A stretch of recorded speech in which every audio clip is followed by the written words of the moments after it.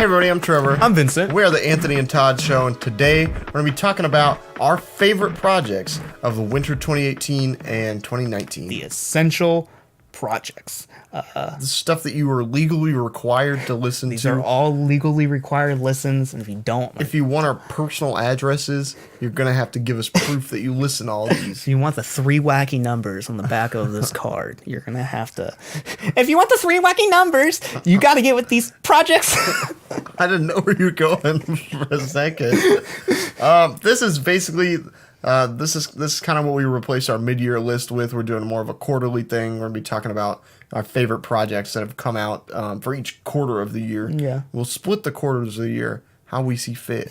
We'll probably just divide the months by 4 because that's how many months there are, 12. And that's I was easy. just thinking of doing it seasons because the reason we're doing this today is because it's the end. If this goes up on time, it's the first day of spring. So, Oh, yeah. are the seasons all equal? Yeah. Are you sure? Yeah. Okay. I didn't know I that. checked. I did not know that. Yeah. Okay. So these are the essential projects for winter 2018. And also another thing 2019. that this means is that we could do the essential projects for fall 2019 at the end of December, and then we could do our mid-year list at the beginning of January like we did this year. Oh, okay. So it makes sense. Okay. It's thoughtful. I didn't I think put of any of effort this. into it. So our first essential project is actually not something that even came out in the winter. Yeah, so me and Jonathan did the review of Daughter's latest record, You Won't Get What You Want. I'm not going to talk too much about this because it came out like in October, and I don't think there's a whole lot to say that hasn't been said before. If you watch the review, if you watch the countless other people who say that this is a perfect record, but it's a good record, anxious, paranoid, filled wasteland, dystopia setting. Noise music. It's good. I like it more than I did on the initial listen. That's all I gotta say. Cool. Moving on to the actual first release of this year. No, wait, this came out last year too. This is... Oh, no, it is. It counts for winter because it came on 24th. Yeah, Winter okay. starts December 21st. Anyway, this is the first one that came within this time period. 21 Savage's I Am Greater Than I Was. I was. Glad to... I love the callbacks. I'm always for the callbacks. 21 Savage is a UK rapper. We didn't have that insight at the time. I know, but now we know more. I and think now this album's actually... I liked it at the beginning. 21 Savage snuck up on me because I'm beefing with the British, and then he come out and make a good album, so I think I'm going to have to make a peace treaty. I didn't know this was a grime album. I'm going to be targeting Ireland now just because of Hozier. You guys are done But for. like, I think I like this album more now than I did on the initial listen. I liked it in the initial review a lot, but I like it a lot more. Not because of his whole entire Ice debacle, but I think it just matured on me. Moments like I Lot stand out a lot more. In comparison to other moments I like Monster. I think this thing's just a lot more fruitful, a lot more fun, a lot more risk-taking than I initially gave it credit for. Yeah. And I think all the a majority of the collaborators on this thing are just fantastically picked. Yeah. And they worked well in the sense when they really shouldn't. Like J. Cole, Gambino, Post Malone. You never really think any of these collaborations really make any sense, but they work out pretty well. I agree with that. I actually really enjoyed this album. I never stopped enjoying the album. Definitely like my first favorite review of the year. Yeah. It really kicked it off with a bang. Yeah. And 21 Savage has just been consistently making good music. I think some really interesting music. Really happy for him because not a lot of XXF freshmen really can make their mark as well as he has. Yeah. And he's really doing some great things. I'm glad he's out of containment and that he's thriving. I hope he hits us with another solid release soon, but I also hope him and his family are doing well and they don't have to worry about getting deported because, in my honest opinion, he does more to fucking make our economy thrive than Donald Trump. So he should be here, and we should deport Donald Trump to the UK crime scene. I think we should move up 21 Savage to president, and Donald Trump should have to work with Skepta. I came, I saw president, I broke the law. Moving on to what I would not consider to be an essential release, but what Vincent does Blue and Ono's collaboration album, A Long Red Hot Los Will you at Angeles least Summer Night. make the point that the production of this is essential? The production Of is how it flows. The production is essential. Blue is not. You could have stuck anybody else on here. I think Ghostface would have made a more compelling album. About Los Angeles? Yes. He's like, I've never been here, but But yeah, I just found this to be just such a sultry and ever-flowing landscape of LA. And while it doesn't really do anything super innovative, doesn't reinvent the wheel, I think we're giving solid performances, and the goals and aspirations of this LA hip-hop album thrive, in my opinion, and make one of the most notable examples of hip-hop this year. I'm being very negative about it. But if you're like an old head, you're probably going to really like this. Yeah. Because it doesn't have any mumbling at all. And you're probably going to like it because it was West Coast, and these guys are probably somehow related to NWA. They're NWA's grandchildren. Not by blood, but by marriage. By Crip. By Crip. Next is another collaboration album, Czarface and Ghostface Killah's album, Czarface Meets Ghostface. Wow, very good name. I heard a lot of people were kind of ragging on this album throughout the year, but in all honesty, this is a great follow-up to the MF Doom Czarface collab from last year. If you don't like this, you just don't know how to have fun, in my opinion, because like I think the worst thing you can rag this thing on is that Ghostface and Czarface, so Inspector Deck, 7L, and Esoteric, aren't really doing anything that they haven't done before. But I think that's just the collaboration of their chemistry makes it really noteworthy. And the fact that we're getting Ghostface in kind of this grand scale, which he's been in before, like projects like Fish Scales and Supreme Blientele, or not Supreme Blientele, Supreme Clientele. Blientele is for West Side Gun because he's a blood, or he just puts bees in front of the words randomly. But I feel like their chemistry works out really well. I feel like it's very cartoonish, and it's this really weird, grand environment that's really fun.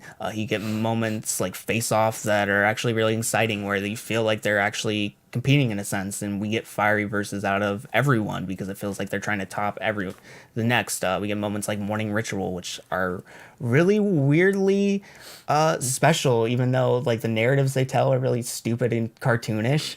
That song's so stupid, but it's also like funny. How Ghostface says he pees and it felt like a nut. That line will stay for me for the end of time. Stone. Really thinking about it, I think it's just a very large kidney stone. But like that feels like a nut. We get some really like weird eclectic like keys in the back, but we also get some like vocal samples that intercut their voices or verses, which are really nice. I just think this thing plays out really well, and it's one of the most, especially just like listening to the verses, Esoteric's verses. He comes through on full force on this thing and delivers just a bunch of great verses throughout this entire project. I had a lot of fun listening to this. This is one of my favorite projects of recent memory that I just had a lot of fun listening to as well. Next we got James Blake's Assumed Form, which I think I appreciate even more now after giving it some time to just kind of breathe a little bit. James Blake is an incredible producer, and I think also really interesting singer and songwriter. Had some really killer tracks on here, especially most notably he's got Where's the Catch with Andre 3000. One of Andre's honestly best verses. And Barefoot in the Park with Rosalia. I think this is his best project to date, in my opinion. While I may rag on him for doing the normal James Blake, I'm sad and does she like me shtick, I think he comes through with some of the best aesthetic and performances to date. I think this thing is just that it fits that soundscape for the lyricism he's trying to make, and we're getting just very cutting edge features from him that you wouldn't expect, like Travis Scott, Andre 3000, Metro Boomin, Moses Sumney, like just things that out of left field that you wouldn't expect from him at this stage in the career. Putting together a very solid release, I think is really admirable. It's just super pleasant to listen to. It always just it makes me feel good, even if James Blake is not feeling good. It makes me feel good. So thank you for putting yourself out there, Mr. Blake. Next, we got Little Simz Gray Area. Just came out recently. Little Simz is really not doing anything super cutting edge, but this is her best record in her entire career. Yeah, I think this thing, I liked it a lot to begin with. I like it a lot more now, just letting it sit, because I think the way this thing conveys the themes of just like, I think I said this in the review, but conveys the things of not feeling good, but having to live with yourself and having just accept that you have to live with this constant struggle, and without this constant struggle, you're not human. I think plays out really well. But the fact that she's delivering just a bunch of fiery verses throughout this entire thing over a bunch of different like production landscapes. There's tracks like 101 FM that have this like very Eastern string production in the background, but then you got moments like the beginning where she comes through and it comes through your speakers and just destroys your living room and just causes a bunch of wreck. You get moments where you get these like 60 horror film like strings that convey into this very like loud hi-hat mess. I find it very bold in the sense that it's trying to push the boundaries in hip-hop in a new direction that hasn't been touched.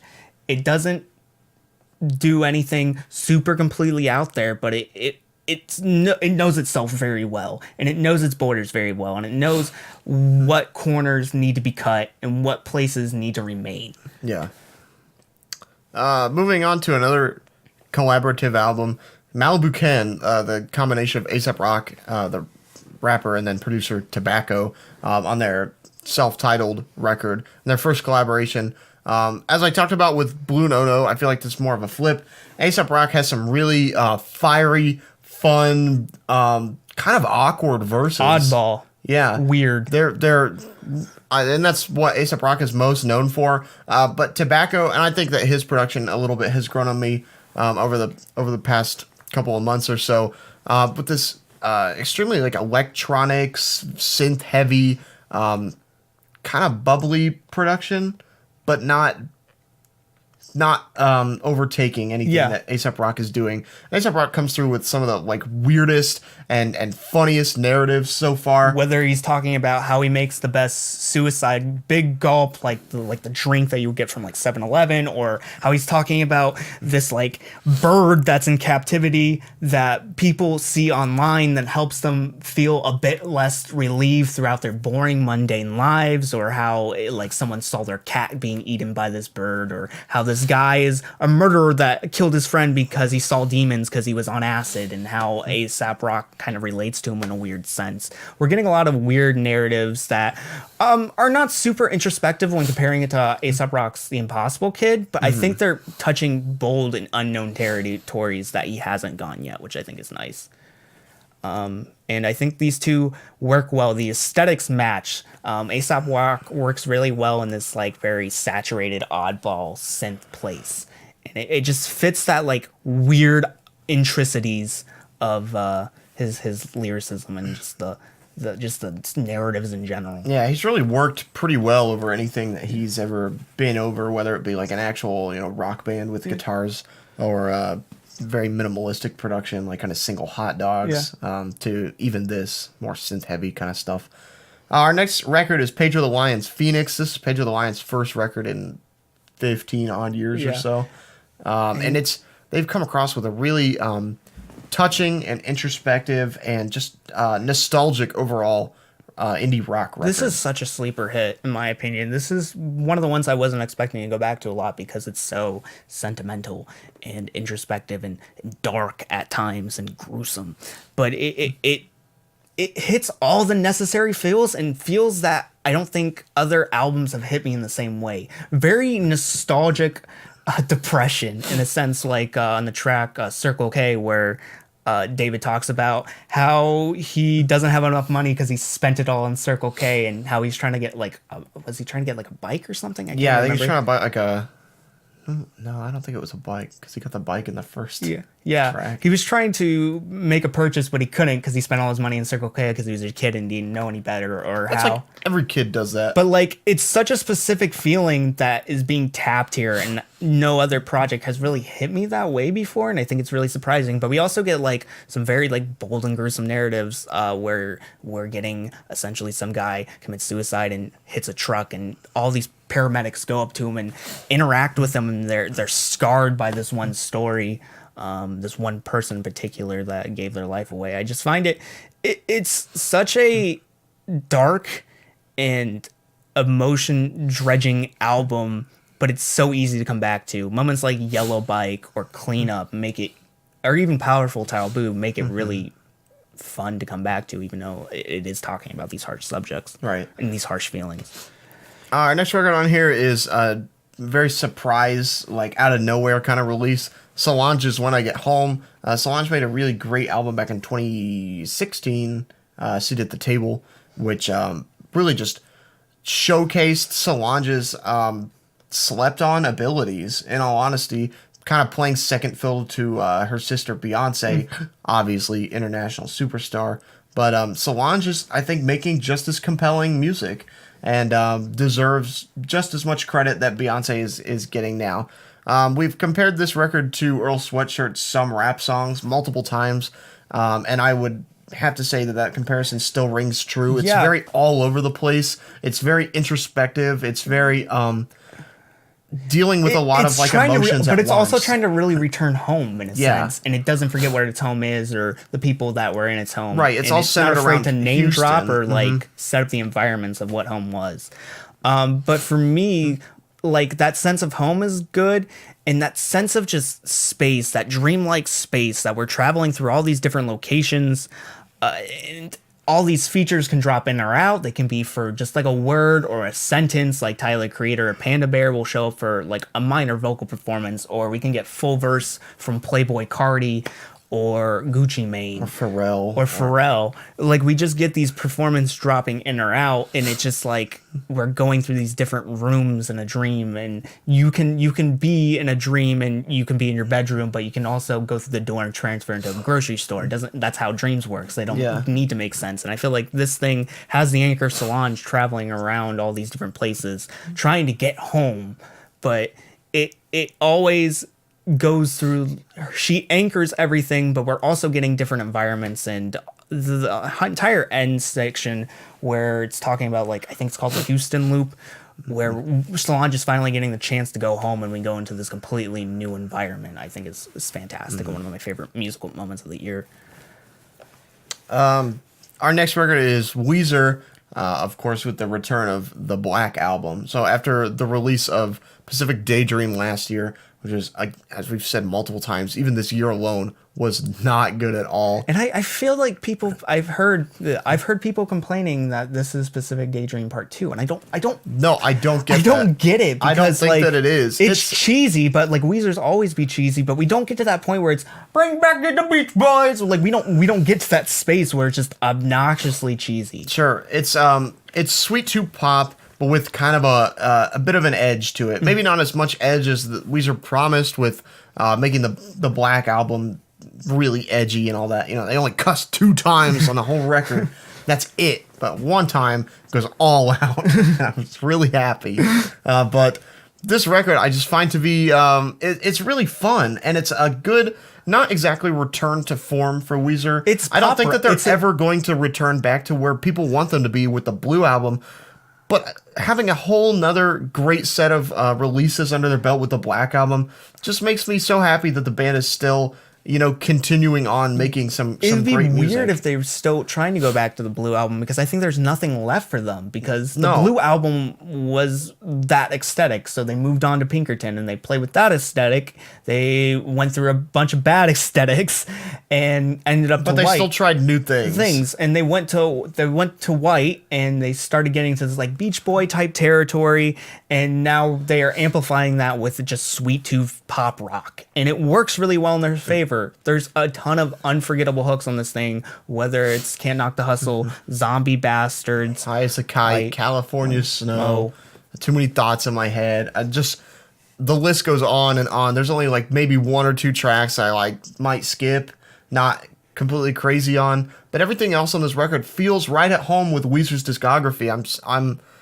I feel like weirdly proud of them, because they keep trying new things, and I know that fans are always going to be like, oh, Weezer hasn't been good since Pinkerton, or Weezer hasn't been good since the Blue Album, or really any of their albums you can insert in that slot and say, like, they've never been good since then. But I have to give him all the credit in the world for constantly trying new aesthetics, and sometimes they work, sometimes they don't. But the Black Album worked, Yeah. and I'll give them credit for that. Yeah. I really enjoyed it. And then finally, bringing it home, we've got the latest Shoo record, "Girl with Basket of Fruit." Yeah, I don't really want to say a whole bunch because I think this thing, for me, it's just internal monologue, the album, just a bunch of thoughts going through Jamie Stewart's head and him just excreting them as if they were just like pieces of shit. Just essentially just getting so isolated and locked up that the point where your internal thoughts are just going at crazy and that your anxiety and your essentially paranoia is just bouncing off each other to a point where you're having full conversations with yourself. In the sense that Shoo is their most experimental place to date. We get moments on violin where they sound like they're being played with saws. We get experimental electronic dance tracks that have these whole entire vocal sequences on top of them where they're just essentially just monologue, but they fit in perfectly with the rhythm. We get Jamie Stewart being completely monotone, but it comes off as one of the catchiest hooks all year, like on the opening track, Girl with Basket of Fruit. I think this thing is just very incredible, and I don't really want to talk a whole bunch about it because I think it's something better to experience than to hear about. Yeah. And that wraps it up for our essential albums of winter 2018 and 2019. You will catch us back here with another essential albums review or roundup back in June? Yeah, I think like middle of June. June 21st is when summer solstice is. I don't want to put any labels on it or anything, but you'll catch us about the middle of June talking about some of our best records in the next 3 months or so. And till next time, guys, I've been Vincent. I'm Trevor. And see you, boys. Bye, everybody.